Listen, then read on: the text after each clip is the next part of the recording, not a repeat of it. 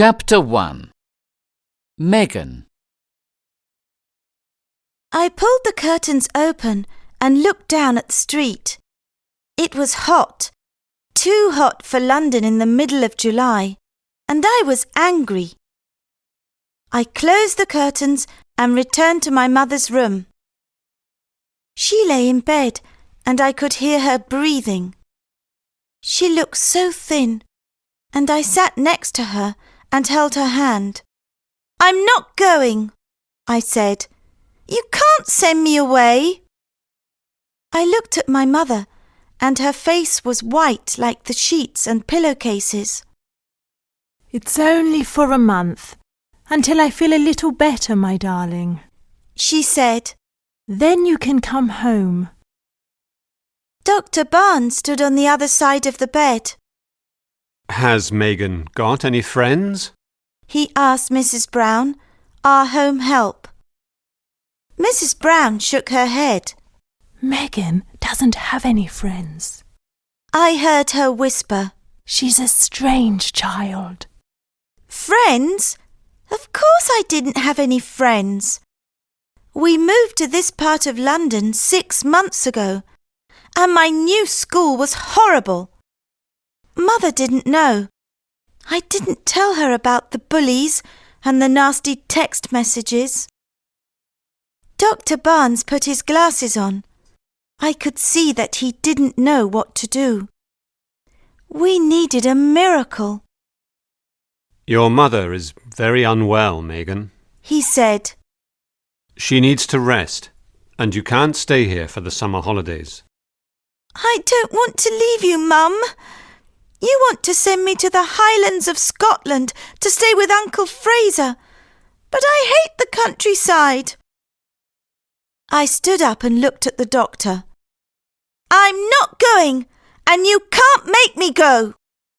But Dr. Barnes could make me go, and he did.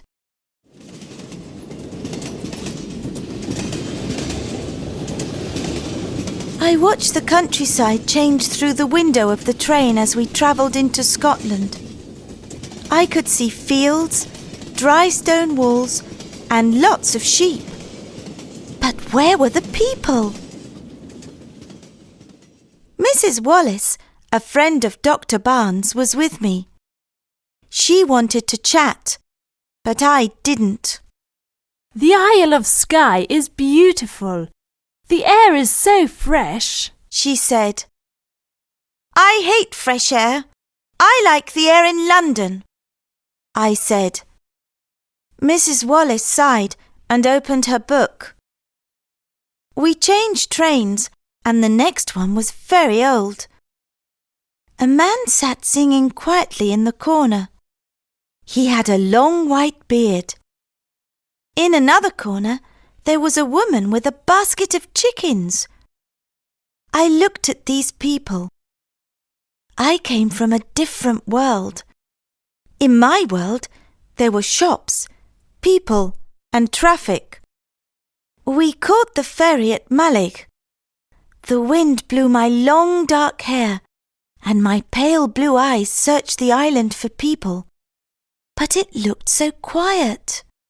"Cloud Island," said Mrs. Wallace, giving me a sweet.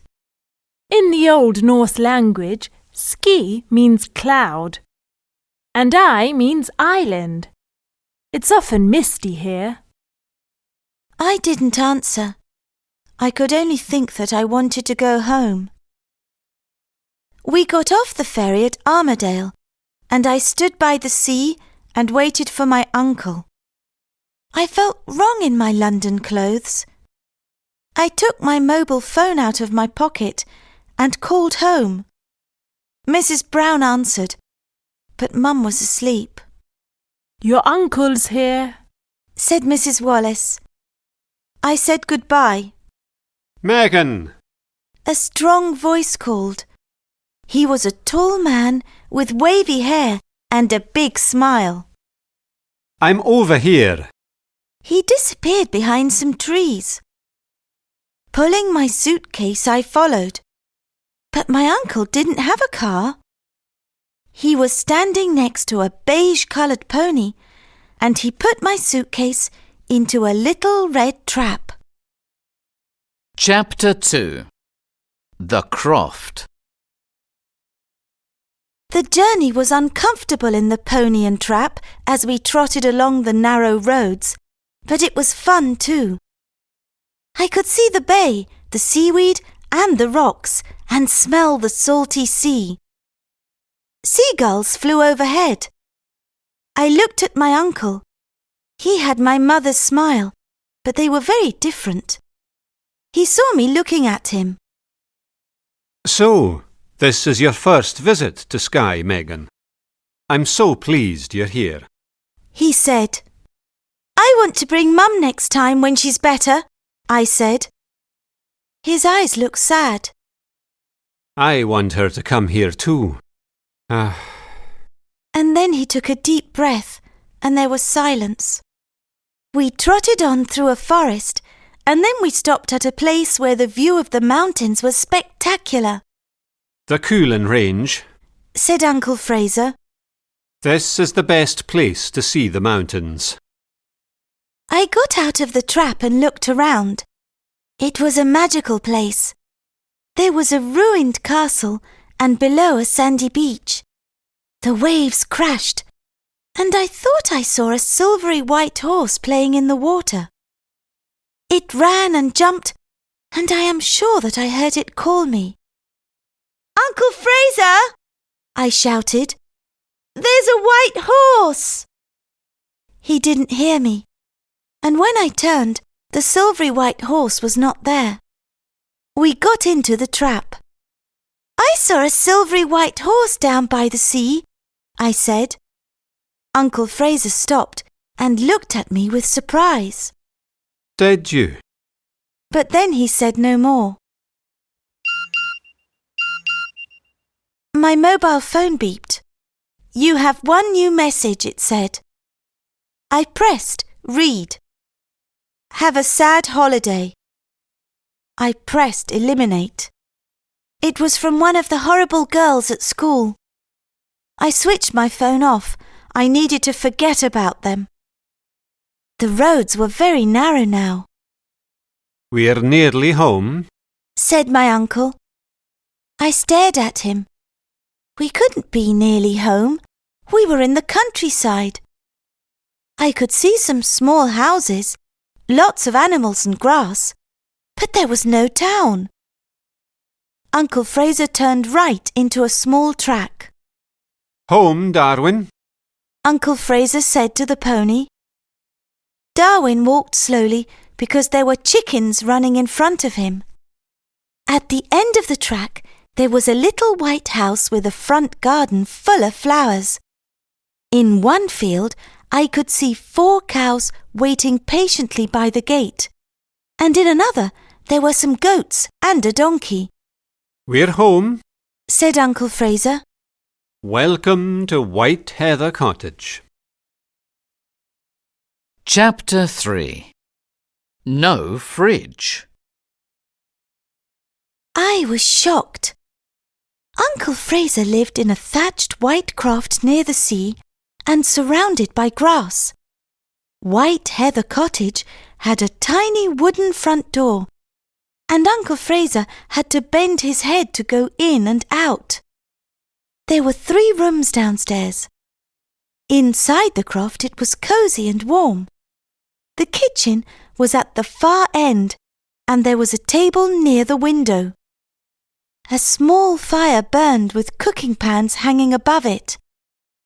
I looked out at the bright orange sky.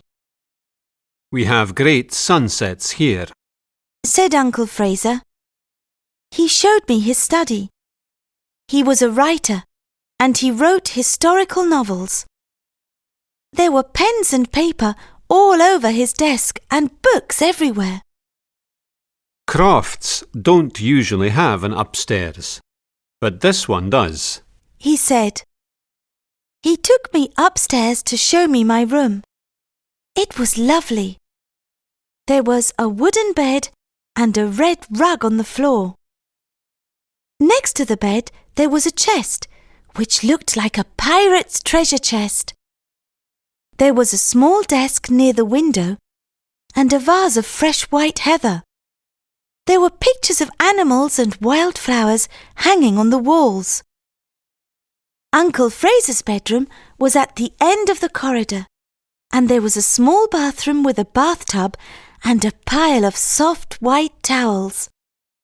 "It's very pretty," I said to Uncle Fraser. "But do you get lonely here?" Oh, no. I have friends who live in the village, and I have my animals. We went downstairs and had dinner. There was homemade bread, creamy butter and goat cheese. For pudding, we had wild raspberries and cream. It was a delicious meal. It was getting dark, and I looked for the light switch. Uncle Fraser saw me and smiled. Sorry, Megan. There is no electricity at the Croft. "No electricity? So you don't have a dishwasher?" I said, looking at the plates. No, I'm the dishwasher. Said my uncle, laughing. "And you probably don't have a computer," I said. No, and I don't have a television. On Skye we create our own entertainment. I play the piano after dinner when friends come round, or I read by the light of candles and oil lamps. There are lots of board games in the corner, so we can play chess, draughts, Monopoly or Scrabble. Piano? Board games? I couldn't believe it. No electricity. I wanted to go home, back to my technological world. So, where is the fridge, Uncle Fraser? I don't need one. There is a cold cellar in this croft, and I grow most of my food. I milk the cows and goats early in the morning, so there is fresh milk every day, and I make my own cheese. I buy meat from the butchers when I want it. It's a perfect life, Megan. Perfect, I said to myself as I climbed the stairs to bed. I went into my bedroom and put the candle on my desk. I looked out of my window. The moon was bright, and there were so many stars. And standing in the heather stood a silvery white horse. Chapter 4. Dolly. I woke up, but there was something wrong. Then I knew what it was. It was the silence. There was no sound of cars or traffic. Nothing. I opened my window and listened. And then I heard a bird sing and a sheep call under my window. I dressed quickly and went downstairs. A big cat sat in front of the fire. It looked like a tiger with its red, white and grey stripes. My uncle was in the kitchen. Good morning, Megan. Did you sleep well? Yes, I did. I slept very well, I said. And I saw the silvery white horse again, Uncle Fraser, before I went to sleep. My uncle looked surprised, but he said nothing and put 2 bowls on the table. Why do you look surprised, Uncle Fraser, when I tell you about the white horse? Uncle Fraser sat down. There is a legend, Megan, of a silvery white horse. Some people say it is a unicorn. A unicorn? I said. Maybe the horse I saw was a unicorn. It was a long way away, and it was difficult to see. What does the legend say? I don't know. Uncle Fraser put a big bowl of porridge on the table. A shepherd saw the unicorn, but it was 100 years ago now. This was exciting news. Who can tell us about the unicorn? My uncle poured me a glass of fresh milk. Old Mrs. McTaggarty knows the legend. She's the old woman who lives on the other side of the village. We can ask her.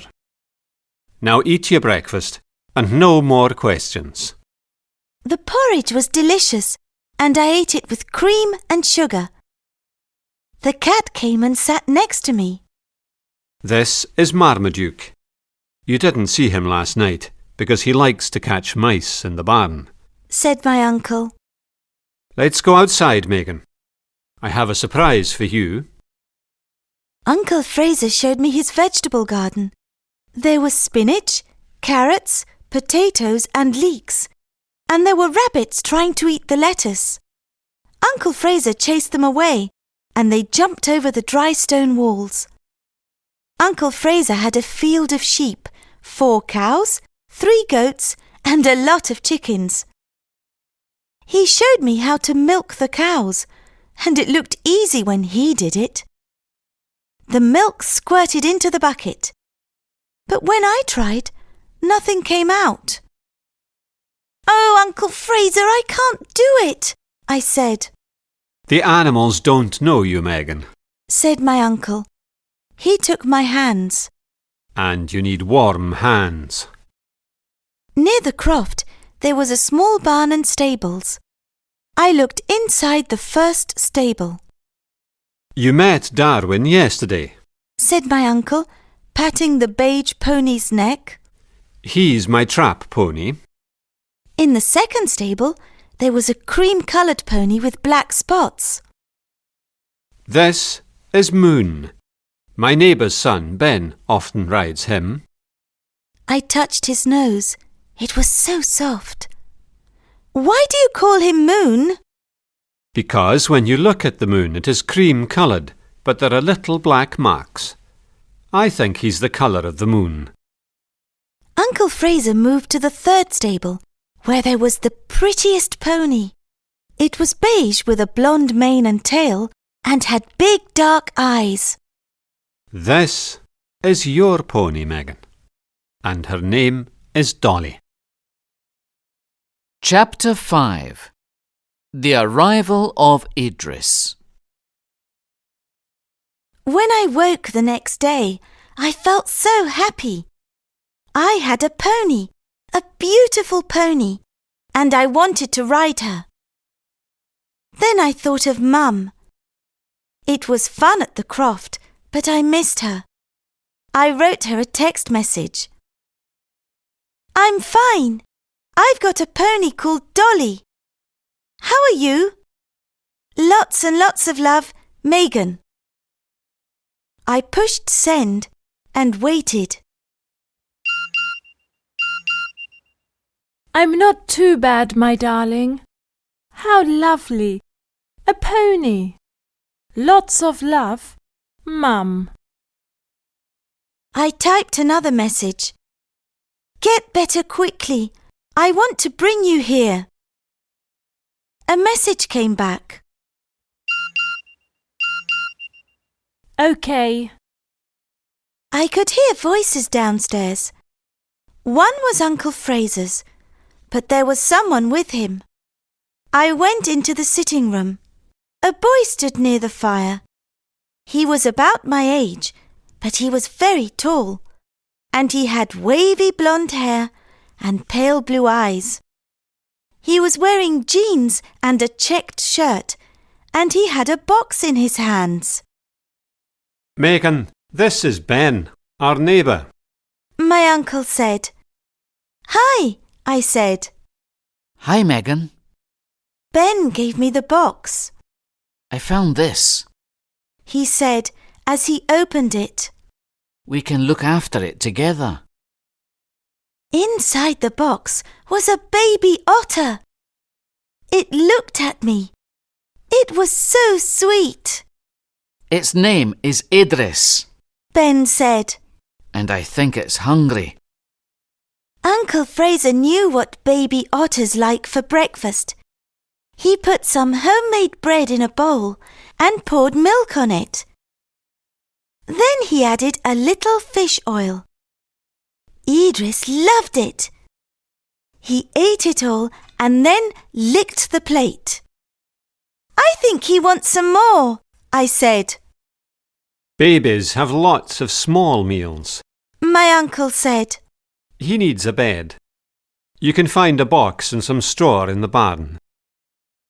So Ben and I made Idris a bed and put it in a corner of the sitting room near the fire.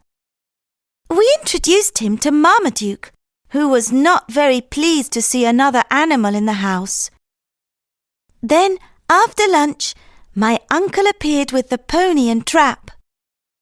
Come on, you two. We have to buy Megan some riding trousers, boots and a jacket. We are in the Highlands of Scotland, and sometimes mists come down, and it can get very cold. We drove into Portree, the main town on Skye. Portree in Gaelic means King's Port, said Ben. We went to the harbour and watched the boats. In Wentworth Street, my uncle bought the clothes I needed. Then we went to the post office, and I sent Mum a postcard with a Highland cow on it.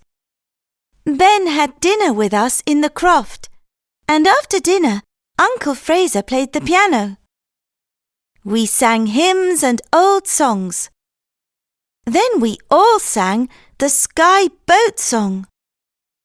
Speed, bonny boat, like a bird on the wing, onward the sailors cry.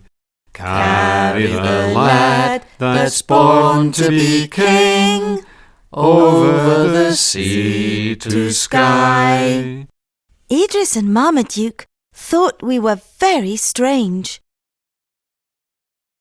Chapter 6 Scottish Mists. Ben came to the Croft the next morning. He gave me a riding lesson, and then we decided to take Idris out for a walk and pick wild raspberries for tea. Don't forget your jacket, said Uncle Fraser. The weather looks uncertain. And don't go far. Okay, we both said. Idris was happy to go out with us. He ran and jumped among the wild flowers, and when we reached the small loch, he swam. Otters are playful animals, and Idris made a mud chute.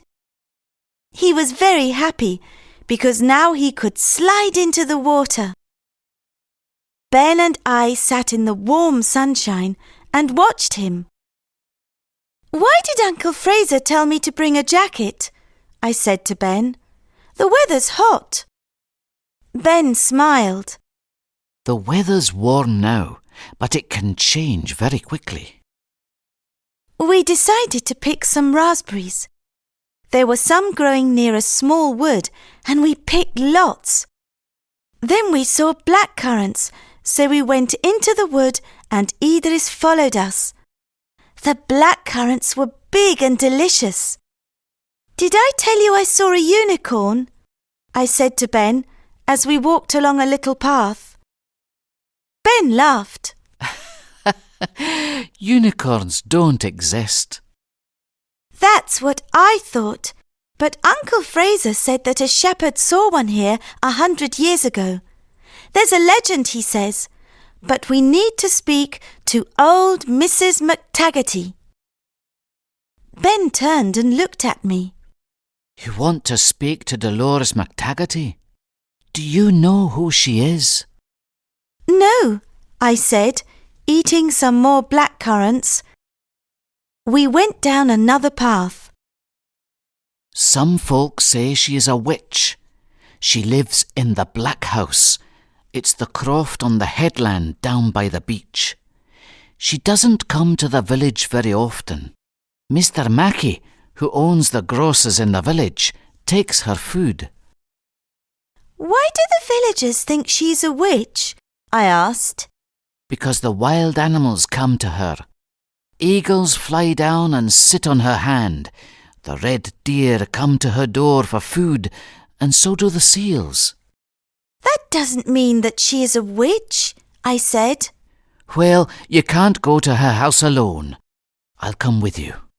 Ben said, and then stopped and looked up at the sky. A cold wind blew, and the blue sky was now grey. We must go back, said Ben, and he put Idris in his pocket. We turned round, but the mist came down. The white mist swirled all around, and we couldn't see the path in front of us. We were lost. Walk slowly and hold my hand, said Ben. It was very cold, and soon our hair was wet. Thank goodness I had my jacket. Ben had a small torch and whistle tied on his jacket, but we were far from any houses and crofts. No one heard our calls. We walked on until suddenly there was a noise. It came from behind a tall tree. What was that? Cried Ben, shining his torch. But I knew. Just in front of us, in the circle of torchlight, stood the silvery white unicorn. It bowed its head and looked at me with its dark eyes. It called softly. It's the unicorn, I said to Ben. It wants to show us the way home. But then you don't believe in unicorns. Ben smiled. I didn't, but I do now. Let's follow it. We could see the silvery white unicorn clearly as we followed it through the wood. Slowly and patiently, it led us across the fields to White Heather Cottage. The lights were on, and as we walked through the gate, the unicorn turned and looked at me. Then it galloped away across the heather. Uncle Fraser opened the door. His face was pale. Thank goodness you're home. Chapter 7. Kendra.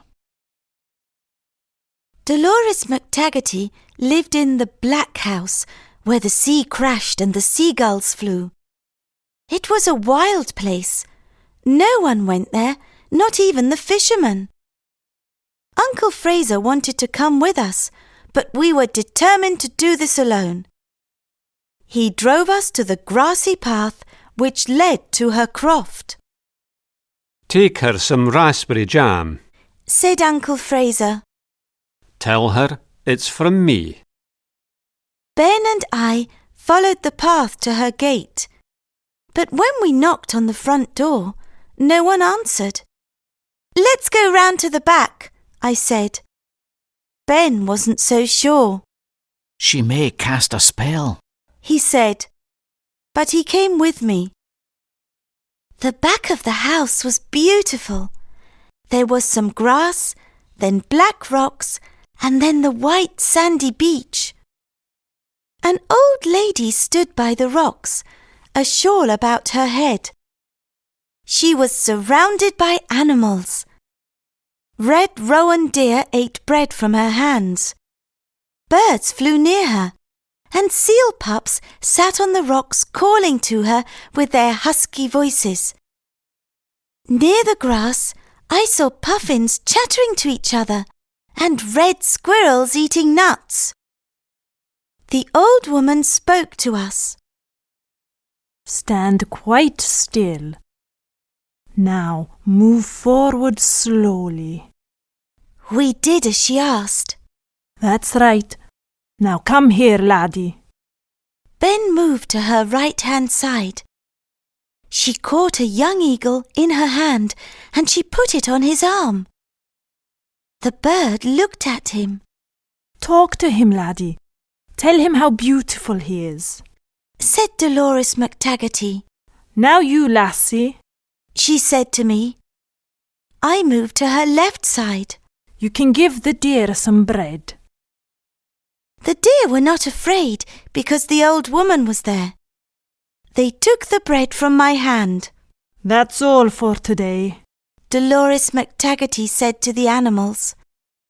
The eagle flew into the air. The deer went off across the field, and the seals returned to the sea. Mrs. McTaggarty looked at us. Let's go in and have a nice cup of hot chocolate. The Black House was dark and oppressive from the outside, but inside it was light and cosy. Mrs. McTaggarty, here is some raspberry jam for you, I said, giving her the jar. It's from my Uncle Fraser. Dolores McTaggarty thanked me for the jam, but as she took it, she looked into my eyes. Oh, She said, the tea leaves. The tea leaves said a girl will come. She took my hand and we sat down. It's her eyes. She said to Ben, This girl's got magic in her eyes. Has she? said Ben. We came to speak to you about the unicorn. Dolores McTaggarty stared at us. So, it's true. She whispered, Kendra, the last unicorn is back. The seals told me he was here.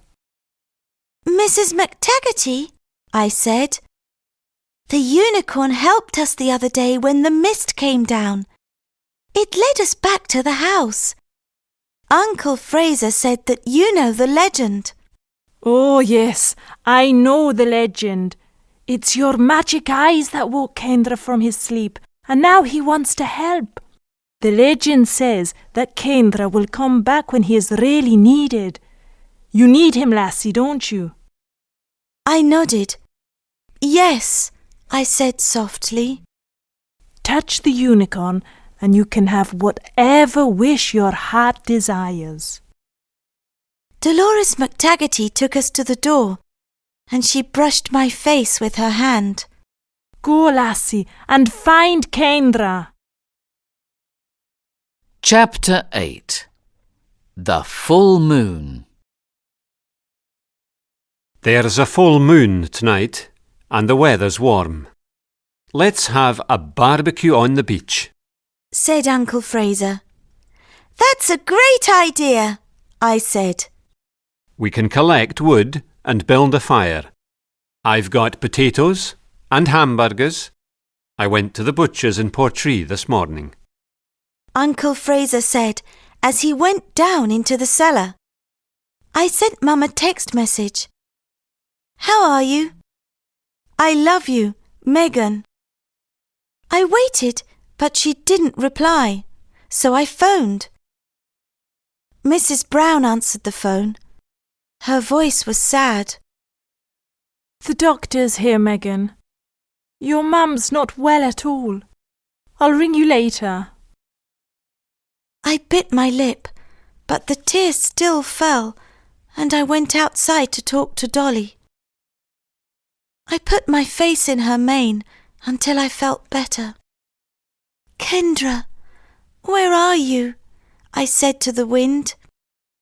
Before the sun set, Ben, Uncle Fraser and I carried our baskets of food to the beach. We collected firewood and soon we had a big fire. The flames jumped and we had a wonderful barbecue. The moon came out full and bright and we sang round the fire. Uncle Fraser wore his kilt. He brought his bagpipes and his accordion and played us some bagpipe music first. He was really good. Then Uncle Fraser played his accordion and Ben showed me some Scottish dancing. It was wonderful and I laughed and clapped my hands. Then we sang all the songs we knew. It was when we started singing the Skye boat song that I saw something silvery white galloping towards us. Kendra! It's Kendra! I shouted, and I started to run towards the unicorn, my unicorn, the last unicorn.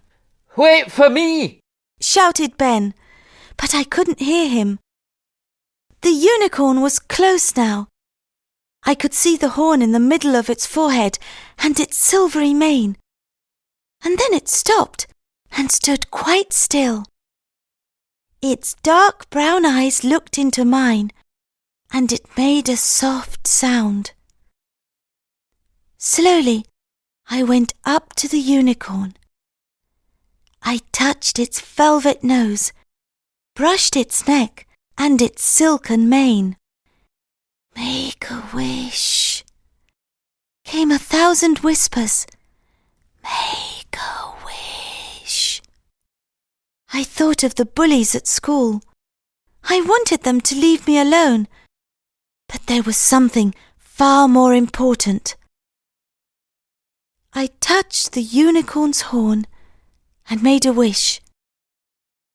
The moon shone brighter, and suddenly I was alone. Kendra was galloping away, out to sea. Chapter 9. It's not goodbye. The bright sunlight woke me up. It was late and I had slept deeply, and I felt happy, really happy, for the first time in a long while.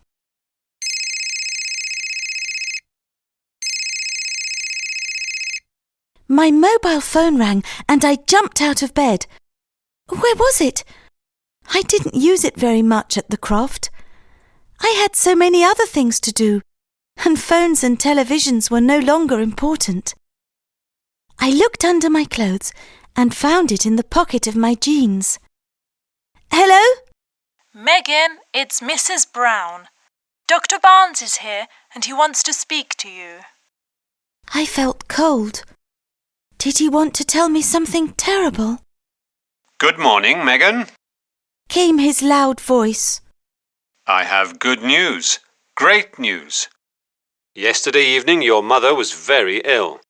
I didn't know what to do.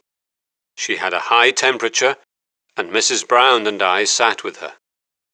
Then suddenly, at about midnight, she sat up in bed and said, "I feel better. Could I have a cup of tea and a slice of toast, please?" Her temperature was normal. It's a miracle, Megan. A miracle. I ran downstairs to tell Uncle Fraser. The unicorn! He gave me a wish! Mum's better, and it was Kendra's wish that made her well. My uncle turned and walked over to the window and looked out at the sea. I left him alone. He didn't want me to see his tears of happiness. I went outside with Idris. Ben was there with Dolly and Moon. He helped me to get on Dolly, and as we took the path that led down to the sea, I told him about Mum and Kendra's wish. What will you do about the bullies at school when you go back, Megan? He asked. I'll speak to Mum when she's completely better, and to a teacher at school. It will be all right. I want you to come and visit me in London. I'll miss you, I said. I'll miss you more, said Ben. A month on Skye passed so quickly. I wanted to see Mum, but I didn't want to leave Ben, Uncle Fraser, the ponies and Idris. Ben and Uncle Fraser looked at each other. It was a secret look. Megan, you can't take Idris or Dolly back home, so we have a present for you, said Uncle Fraser. It's outside in the trap. Dolores McTaggarty gave it to me, and she thinks you will be happy together. Sitting on my suitcase was a beautiful cocker spaniel puppy. Thank you, I said, and I hugged them. She's beautiful, but I don't want to leave you. We can write and speak on the phone, and you can come back soon, said Ben. Come back with my sister. Uncle Fraser said as he kissed my cheek. Come for New Year.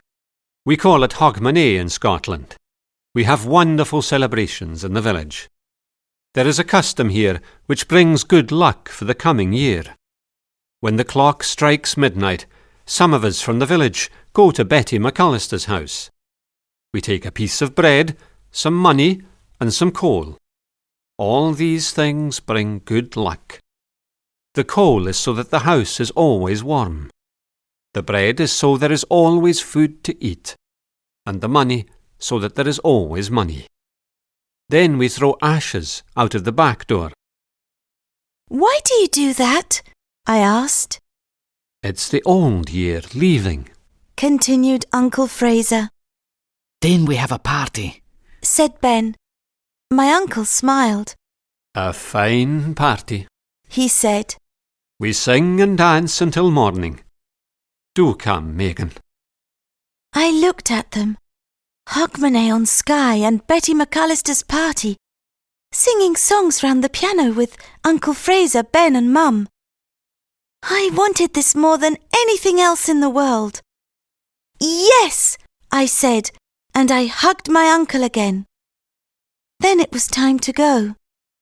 We rode in the trap to Armadale, and when we passed the ruined castle, I thought I saw a silvery white horse arching its neck and galloping in the waves. "Goodbye, Kendra," I whispered, and on the salty air there came a cry as the little white horse called out to me. Of course, we knew this was not goodbye.